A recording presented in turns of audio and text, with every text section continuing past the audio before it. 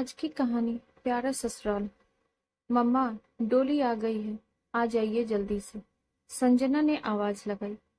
सीमा जी जल्दी से आरती की थाली लेकर आ गई बहू का स्वागत करने के लिए।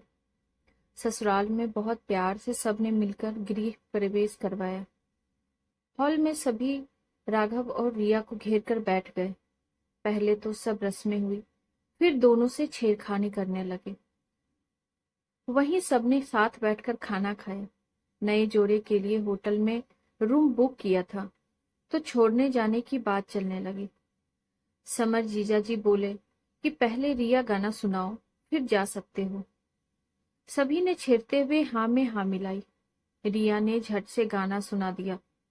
अब जीजा जी और सभी लोग पीछे पड़ गए कि जाने की इतनी जल्दी है कि झट से गाना सुना दिया।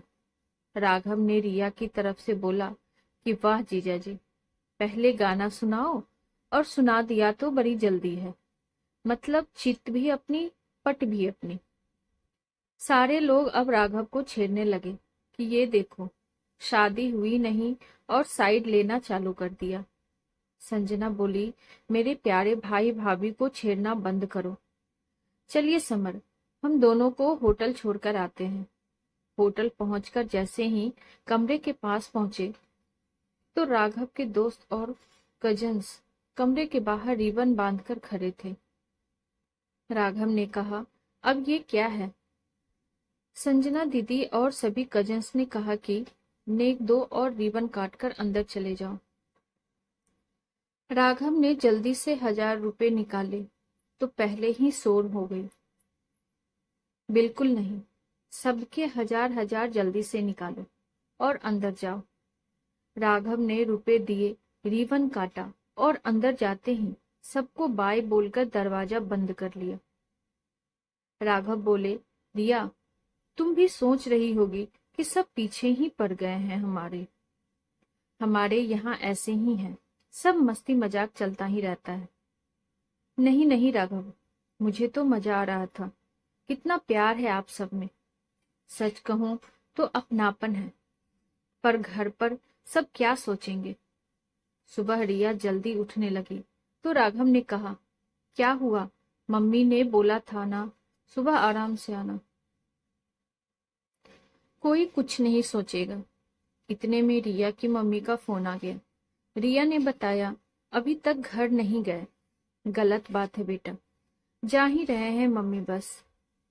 घर पर आकर उसकी पहली रसोई की रस्म हुई। उसे डर लग रहा था। आटे का हलवा बनाना था, पर संजना दीदी ने पास में ही खड़े होकर उसकी मदद करी। हलवा बहुत अच्छा बना था। सबने बहुत खुश होकर खाया। अगले दिन वो दोनों हनीमून पर गए और वापस आए तो अगले ही दिन रिया का जन्मदिन था। जब वो सुबह उठकर आई तो मम्मी जी ने हलवा बनाया था, वही खिलाकर उन्होंने उसको विश किया। खुशी के मारे उसकी आंखों में आंसू आ गए। पग फेरे के लिए शाम को जाना है ये भी बताया। वो खुश थी कि वो अपना जन्मदिन मायके में मनाएगी। इधर सब ससुराल वालों ने सरप्राइज पार्टी प्लान की और मम्मी जी रिया के मम्मी पापा भाई भाभी को न्योता देने के लिए उसकी मम्मी को फोन लगाया। वो बोली कि अरे, हम सोच रहे थे कि हमारी तरफ से पार्टी रखने का। मैं आपको फोन करने ही वाली थी। मम्मी जी ने कहा, पार्टी हम रख रहे हैं, आप सब आ जाइएगा। रिया को मत बताइएगा, उसके लिए सरप्राइज है। जी बिल्कुल। फिर वो पग फेरे के लिए भी आ जाएगी। जी बिल्कुल सही। नमस्कार जी। शाम को रिया के लिए सरप्राइज बहुत शानदार था। ये सब देख उसकी खुशी का ठिकाना नहीं था। उसके लिए ये जन्मदिन यादगार बन गया। वो मायके तो आ गई थी, पर सब अभी भी ससुराल की मीठी यादों में खोई थी। यहाँ सब उसे घेर कर बैठ गए कि क्या हुआ वहां। उसने सब बताया कि बहुत अच्छा लगा।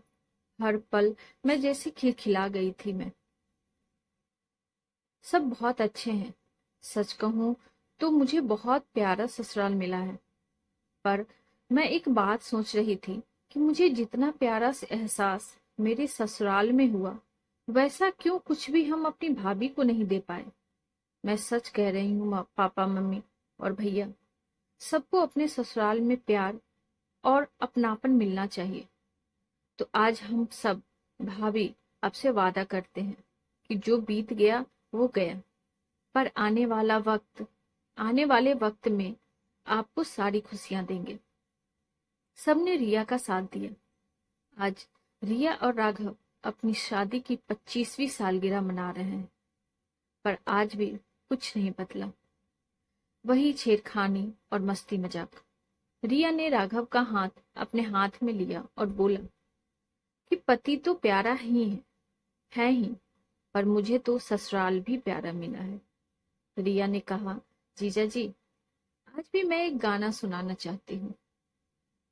मैं तो भूल चली बाबुल का देश, पिया का घर प्यारा लगे। दोस्तों, आपको हमारी ये कहानी कैसी लगी हमें कमेंट बॉक्स में जरूर बताइए, और ऐसी ही ढेरों सारी कहानियों के लिए वीडियो को लाइक, शेयर और अगर चैनल पे नए हैं तो सब्सक्राइब करना ना भूलें। Thank you.